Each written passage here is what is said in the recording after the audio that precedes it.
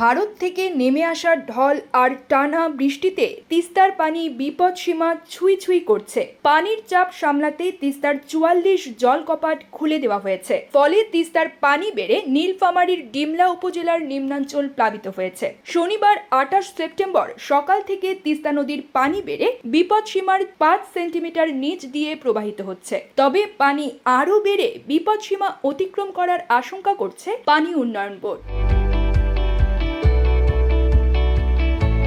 পাউবো dahlia বিভাগের বন্যা পূর্বাভাস ও সতর্কীকরণ কেন্দ্রের পানি পরিমাপক নুরুল ইসলাম জানান, ভারী বৃষ্টিপাত আর ভারত থেকে নেমে আসা পানিতে তিস্তার ডালিয়া পয়েন্টে শনিবার সকাল 9টায় 52 সেন্টিমিটার ও দুপুর 12টায় 52.10 সেন্টিমিটার এবং বিকেল 3টায় 52.12 সেন্টিমিটার পানির প্রবাহ রেকর্ড করা হয়। এই পয়েন্টে পানির বিপদসীমা 52.15 সেন্টিমিটার।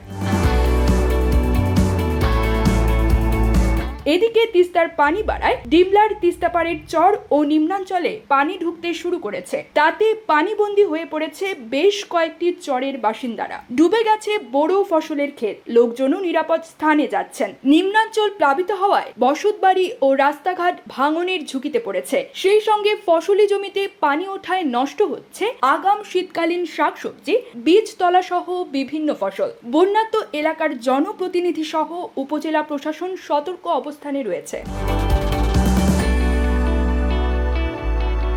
ডালিয়া পাউবোর উপবিভাগীয় প্রকৌশলী মোহাম্মদ রাশিদিন বলেন, উজানের ঢল আর বর্ষণে তিস্তায় পানির প্রবাহ বেড়েছে। সবগুলো জলকপাট খুলে পানির প্রবাহ নিয়ন্ত্রণ করা হচ্ছে। বিপদসীমা অতিক্রম না করলেও পানি ছুঁই ছুঁই করছে। যে কোনো সময় পানি আরও বাড়ার আশঙ্কা করা হচ্ছে। News desk, UKBD Times.